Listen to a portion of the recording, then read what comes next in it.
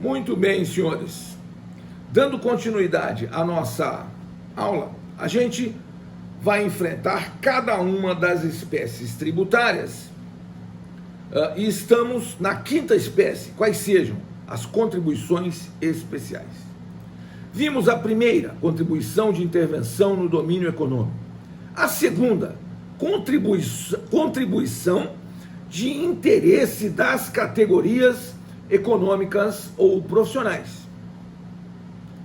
Quais são essas contribuições de interesse das categorias econômicas ou profissionais? Vejam só, senhores. Você, antes da reforma de 2017, da reforma trabalhista, você pagava contribuição sindical dos empregados, que era um dia de seu salário por ano para o sindicato da sua base profissional. Essa contribuição sindical que você pagava tinha sim natureza jurídica de tributo. E que espécie de tributo? Contribuição de interesse das categorias profissionais ou econômicas. Isso foi extinto pela reforma trabalhista de 2017 e, portanto, você não paga mais. Você é empregado. Mas o empregador paga. O empregador paga contribuição sindical patronal. Eu sempre dou o exemplo, quando eu montei o meu escritório de advocacia e fiz pessoa jurídica, né? Me transformei em jurídica, a primeira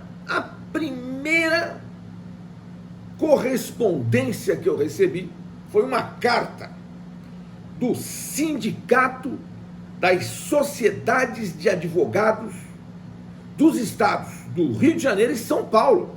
Eu nem sabia que existia esse tal sindicato. E foi para me dar os parabéns pela formação da minha sociedade de advogados? Não, foi para me cobrar a contribuição sindical patronal obrigatória, compulsória e, portanto, um tributo, senhores. E aí, vimos outra questão. Se você é um profissional liberal, se você é um engenheiro, um médico, um contador, um corretor de imóveis, você tem que pagar contribuição a esses chamados órgãos de classe. CREA, Conselho Regional de Engenharia e Arquitetura, antes era arquitetura, agora não é mais, é Conselho Regional de Engenharia e Agronomia. Conselho Regional de Arquitetura agora é outro, separado. O CRM, Conselho Regional de Medicina, o CRC, Conselho Regional de Contabilidade, o CRES, Conselho Regional de Corretores de Imóveis. Todos esses conselhos regionais cobram anuidades. Essas anuidades a esses conselhos regionais, o que são, afinal de contas? São contribuições de interesse das categorias econômicas ou profissionais. E aí vem a pergunta que sempre nos vem à mente. E a contribuição à OAB? Aí, senhores, nós estamos na academia, e na academia a gente pode divergir dos tribunais superiores. O STJ entende que a OAB não é tributo. E qual é o argumento do STJ para dizer que a OAB não é tributo? Porque a anuidade da OAB tem uma finalidade institucional. Vejam, senhores, data máxima vênia do entendimento do STJ, a anuidade da OAB é uma prestação? É pecuniária? É compulsória? É em moeda em cujo valor não se pode exprimir? Constitui sanção de ato ilícito? Não. É instituída em lei? E é cobrada mediante atividade administrativa plenamente vinculada? Então, senhores, data vênia do STJ, a anuidade da OAB, a meu ver, é um tributo. E é um tributo de que espécie? Contribuição especial. E de que subespécie? Contribuição de interesse das categorias profissionais ou econômicas. Mas se houver um concurso público, não coloquem isso. A anuidade da OAB, segundo o entendimento do Superior Tribunal de Justiça, que é o que prevalece, não é um tributo porque possui finalidade data vênia, institucional. Isto é um absurdo. Isto é um absurdo, um abmudo e um abcego. Alguma coisa parecida com a anulação dos processos daquela pessoa que foi responsável pelo maior escândalo de corrupção da história da humanidade e que acaba de ter todos os seus processos anulados por uma única canetada de um sujeito que se coloca acima do bem e do mal e que anulou todos os processos. Quer dizer, até os mortos sabem que o sujeito é corrupto, mas para todos os efeitos legais, ele não é corrupto coisíssima nenhuma. Mas deixe isso para lá, porque isso não faz parte do escopo da nossa disciplina. Vejam, senhores, então, nós temos que considerar que as contribuições sindicais patronais são, sim, contribuições de interesse das categorias profissionais ou econômicas, as contribuições aos conselhos regionais são, sim, contribuições de interesse das categorias profissionais ou econômicas, e que a OAB, ao nosso ver, é também uma delas, ao ver do STJ, não é. Vejam só, então, olha, tem mais uma CID que eu tinha esquecido, a CID Tecnologia, que está nos artigos 218 e 219 da Constituição. Veja só o que diz o 218 e 219. O 218 diz assim, ó, o Estado promoverá e incentivará o desenvolvimento científico, a pesquisa, a capacitação científica, a tecnologia e a inovação. Isso autoriza o quê? Criação de nova contribuição de intervenção no domínio econômico. O mercado interno, artigo 219, o mercado interno integra o patrimônio nacional e será incentivado de modo a viabilizar o desenvolvimento cultural e socioeconômico, o bem-estar da população e a autonomia tecnológica do país, nos termos da lei federal. Vejam, a CID Combustíveis está prevista lá no artigo 177, parágrafo 4º. Olha o que diz o artigo 177, parágrafo 4º da Constituição. Está aqui, ó. Constitui monopólio da União, parágrafo, aí vai elencando aqui, pesquisa de lavra de jazidas de petróleo, etc, etc, etc. Parágrafo 4º, a lei que instituir contribuição de intervenção no domínio econômico, relativas às atividades de importação ou comercialização de petróleo e seus derivados, gás natural e seus derivados e álcool combustível, deverá atender aos seguintes requisitos. A alíquota da contribuição poderá ser diferenciada por produto ou uso, reduzida e restabelecida por ato do Poder Executivo, não se lhe aplicando o disposto no artigo 153b, que é o princípio da anterioridade. Nós já vamos enfrentar essa questão subsequentemente. Mas o que eu quero lhes mostrar e ponderar com os senhores é que, vejam, essas contribuições vão dessistematizando o que era antes aquilo que se chamava de Sistema Tributário Nacional. Agora, chegamos na principal das contribuições especiais, que é a contribuição social. Vejam, senhores, as contribuições sociais, elas estão previstas no artigo 195 da Constituição. Veja, o artigo 195, ele estabelece que, vejam o caput do 195, ele diz, a Seguridade Social será financiada por toda a sociedade, de forma direta e indireta, nos termos da lei, mediante recursos provenientes dos orçamentos da União, dos Estados, do Distrito Federal e dos municípios e das seguintes contribuições sociais. E aí vai trazendo um elenco de contribuições sociais que nós vamos comentar, infelizmente não muito aprofundadamente, mas apenas para que os senhores tenham uma rápida ideia da quantidade delas. Mas pelo menos isso. As contribuições sociais são aquelas elencadas no artigo 195. Muito bem. Então, há uma certa limitação. Muito bem. Então, vem elencando o artigo 195 da Constituição. Inciso 1. Do empregador e da empresa ou entidade a ela equiparada na forma da lei incidente sobre. Aí, letra a folha de salários e demais rendimentos do trabalho, pagos ou creditados a qualquer título. A pessoa física que lhe preste serviço, mesmo sem vínculo empregatício. Então, o que é isso aí? Artigo 195, inciso 1, letra A. Contribuição previdenciária da empresa. Essa contribuição previdenciária da empresa, ela é de 20%.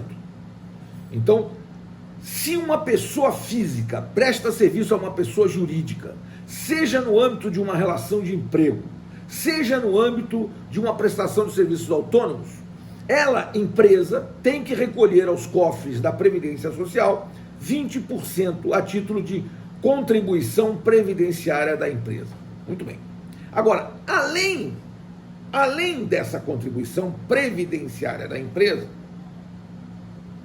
ela recolhe mais 5,8% da folha, 5,8% da folha, do valor entregue ao trabalhador, ela recolhe 5,8% a título de contribuições parafiscais, ou contribuições a terceiros, chamadas de contribuições parafiscais.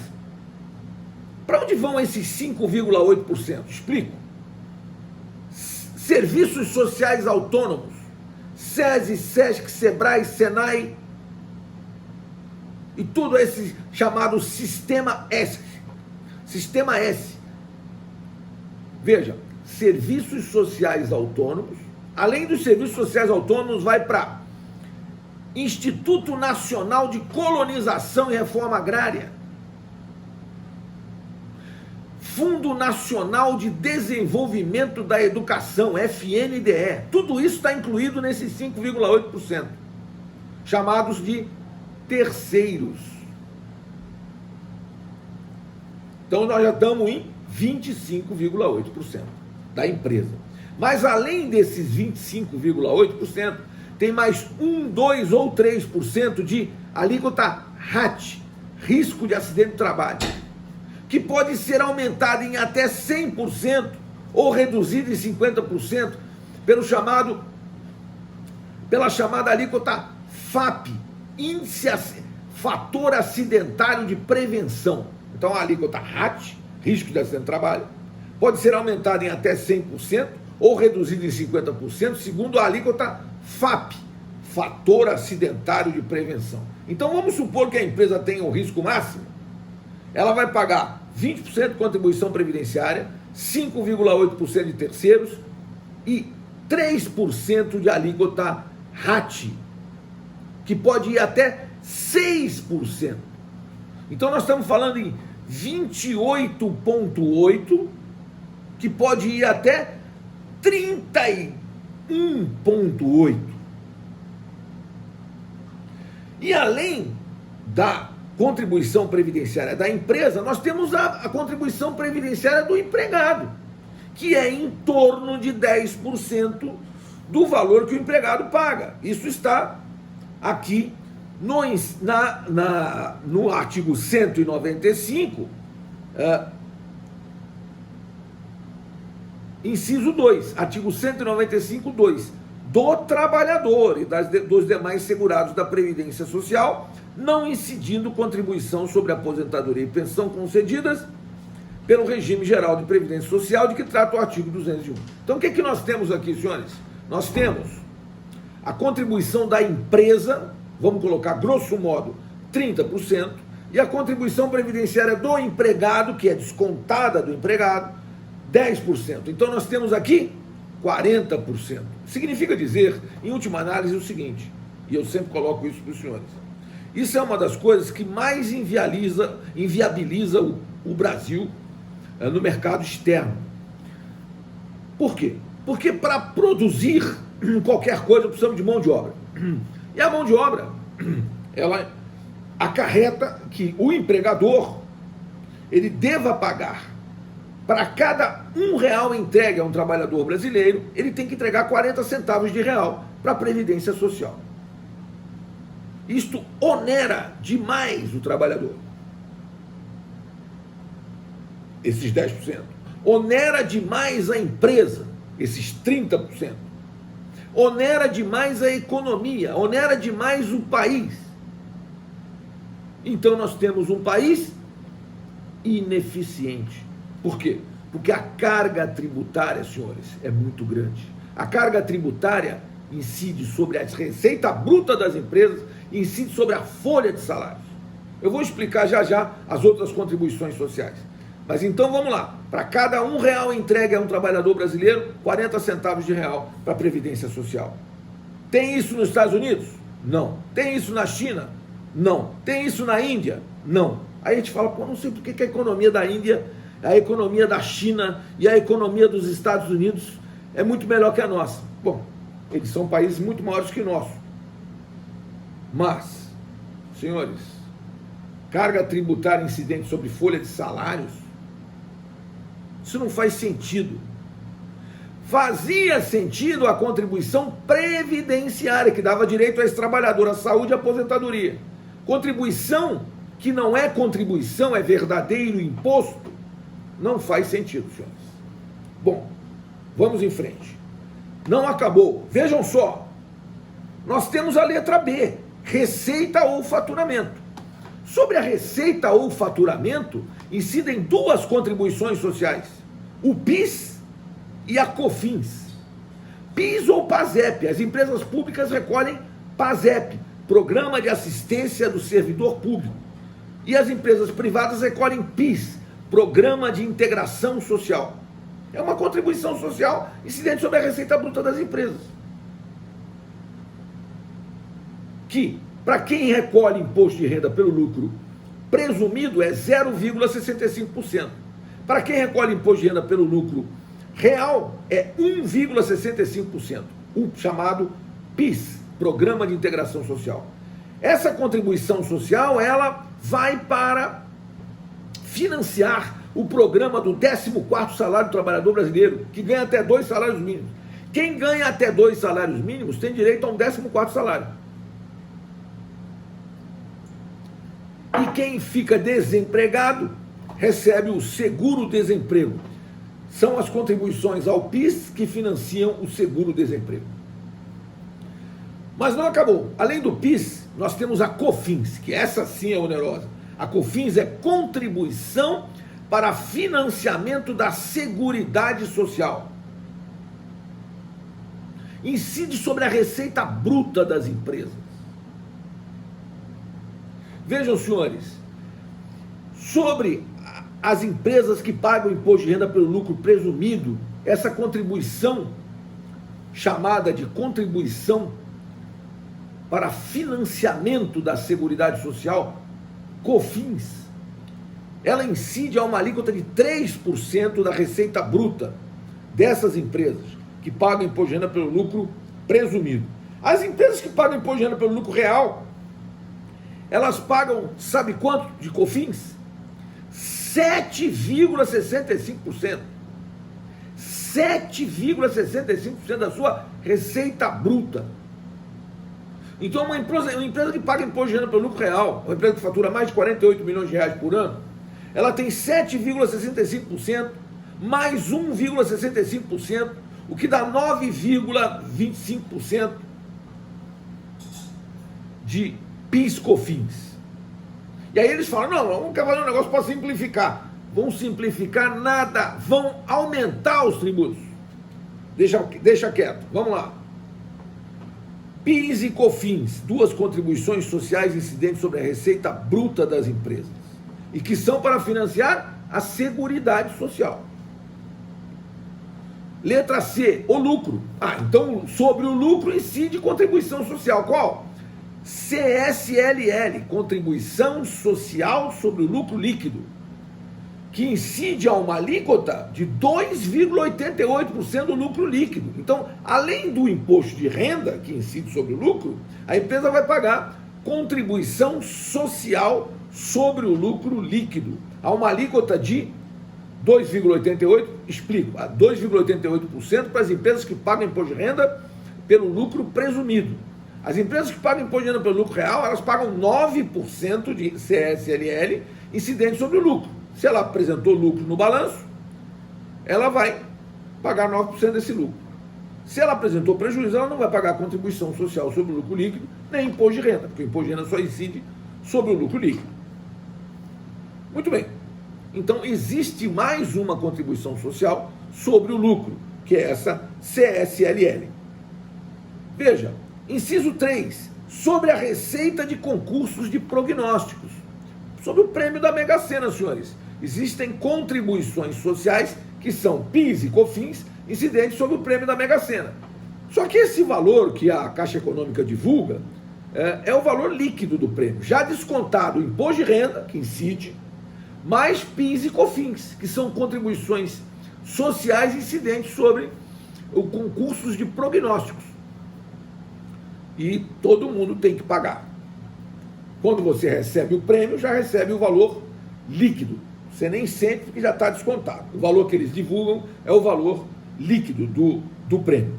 E além das contribuições sociais incidentes sobre concursos de prognósticos, nós temos as contribuições sociais incidentes sobre bens importados, do inciso 4 do artigo 195, que diz: do importador de bens ou serviços do exterior ou de quem a lei a ele equiparar. Então, se você importar qualquer produto exterior, você vai pagar imposto de importação, você vai pagar IPI, você vai pagar ICMS, e além desses 3 impostos, você vai pagar PIS e COFINS.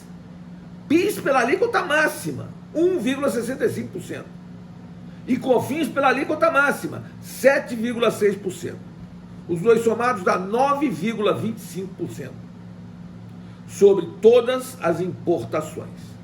Então vejam, senhores, por isso que eu digo que o Brasil é o país dos tributos. Nós encontramos nessa disciplina das chamadas contribuições especiais uma maneira de arrecadar. Arrecadar e arrecadar e arrecadar. Ou seja, a sanha arrecadatória do Estado.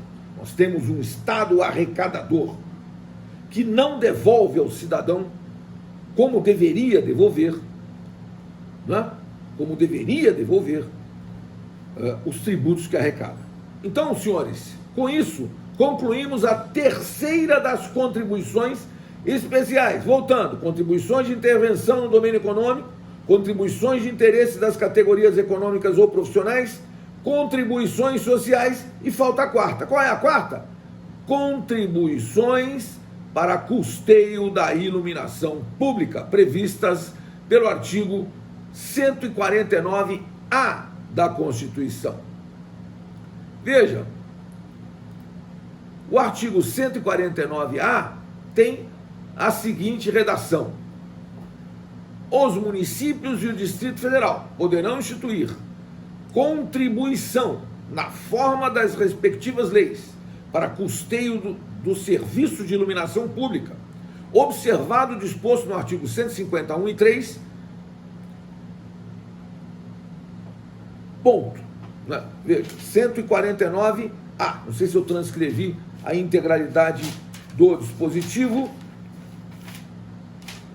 Está aqui, observado o disposto nos artigos 146, 3 e 151 e 3, e sem prejuízo do previsto no artigo 195, parágrafo 6º, relativamente às contribuições a que alude o dispositivo. E essa tal de contribuição para custeio da iluminação pública foi criada a partir do decreto de inconstitucionalidade da taxa de iluminação pública pelo Supremo Tribunal Federal, que ensejou a edição da súmula 670 do Supremo. O Supremo sumulou a questão. é inconstitucional a taxa de iluminação pública. E o seu legislador querido, qual? Aquele que você votou, aquele que você elegeu deputado federal e senador.